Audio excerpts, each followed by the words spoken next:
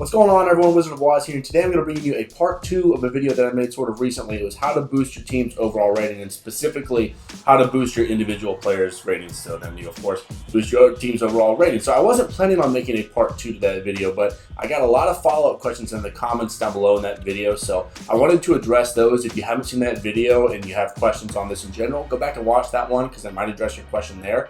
And if you're not, if you're following up after that video, then this is the video for you here. I just want to be clear, this isn't new information, just like my last video wasn't new information. This has been around since before Madden even came out and people were able to start planning. But I've had a lot of people asking questions about it, so I wanted to address it here in this video. So really the best way to answer those questions is going to be for us to discuss the player archetypes here, which is a new system in Madden 20, and they're probably going to be continuing that forward in 21, 22, and so on. So I'm going to put on the screen here, the first way to do that is to go to Muthead, and I've got Michael Vick pulled up here on Muthead. And if you go down just a little bit, scroll it down, on the right side, it'll show that player's archetype. And Michael Vick specifically is a scrambler for quarterback. So you can see that right there. The other way to do it is on that player's card. It doesn't show it here on Muthead, but on your team, it'll show on their card right up in the top left of that card, a little blue symbol. And that picture will determine what archetype they are. I'm gonna put up 2 screenshots on the screen right now. We'll discuss them really quick. Offensive and defensive archetypes, and we'll go through those really quick, and then we'll go over what those mean and how you can take advantage of those to boost your team's overall rating, and really how you're gonna be able to choose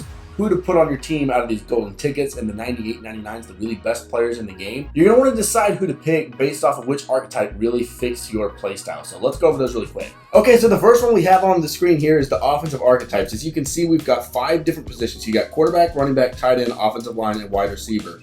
And underneath each of them are the potential archetypes that you have for those positions. You got 4 for quarterback, 3 running back, tight end, and offensive line, and 4 again for wide receiver.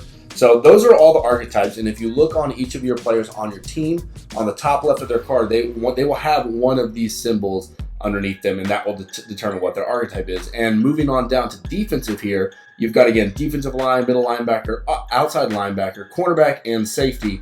And again, same thing, you got 3, 3, 4, 3, and 3. So not as many archetypes on defense, but there are still quite a few. And just a note to make here, there are a couple that are repeated. For example, middle linebacker and outside linebacker, you can put pass coverage on both of those. So just because they're middle linebacker and outside linebacker, they're not necessarily going to have 2 different archetypes. It just sort of depends. If you want to take a screenshot of those, that might be a good idea to have those just in your phone. These are just on the EA general website, so you can find them there if you'd like to look at them in there as well. Okay, so the next bit that we're going to go over is a very big spreadsheet, and it can be a little scary to look at first. There's a lot of colors, a lot of information, but it's actually pretty simple when you break it down and look at it. And it's going to be really important in helping you determine who you want to put on your team, again, with these really high overall players, or who you want to be leveling up to get that overall player. It's going to help you choose who you want to put on your team in these later stages in Madden. Okay, so I will put a link to this spreadsheet down below in the link. This is a very, very important spreadsheet, and I've used it all year long, as everyone should be using. They'll probably have one again for Madden 21. It's a very, very good spreadsheet. So let's look at it right here. On the left side here, you can see the ability names. This is just offensive, by the way. We'll look at defensive really quick,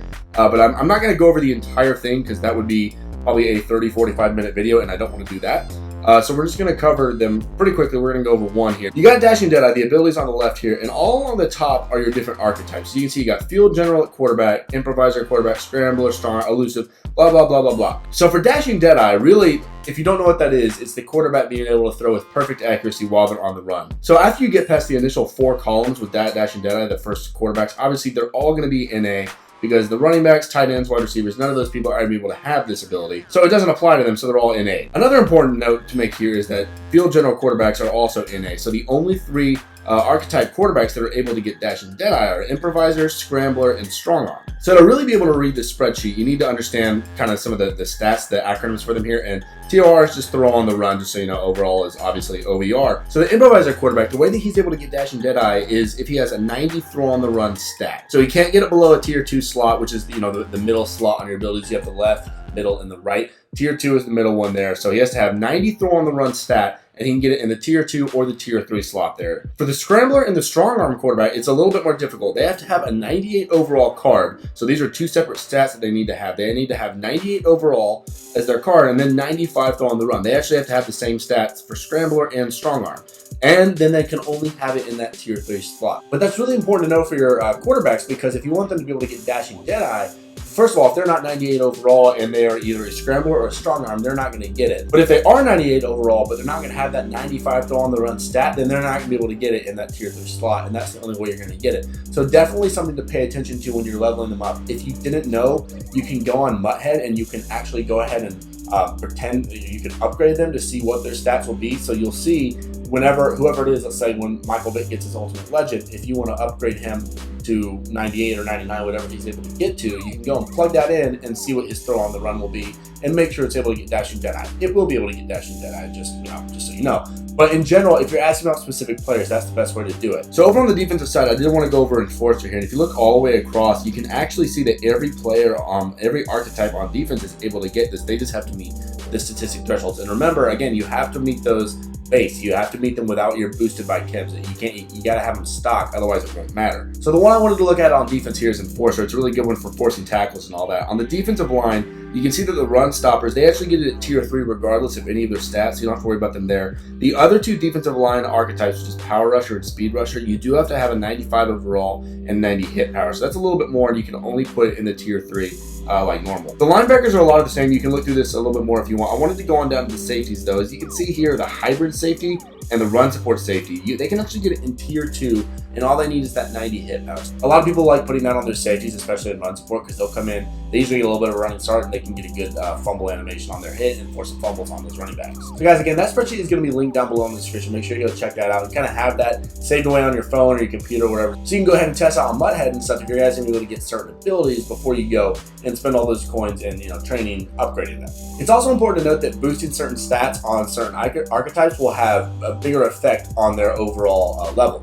So if you were to put Sprinter on, say, Tom Brady, and you boosted him 2 or 3 points, that might not do anything to his overall, because he's a field general style quarterback. So for field general quarterbacks, you're going to want to upgrade their short, mid, and deep pass accuracy rather than their speed and agility and things like that. Because if assuming you want to get that, that blue number boosted from a 97 to a 98, 98 to a 99, whatever it is, you want to pay attention to the archetype when you're picking your chemistries to try and boost them that extra level or two.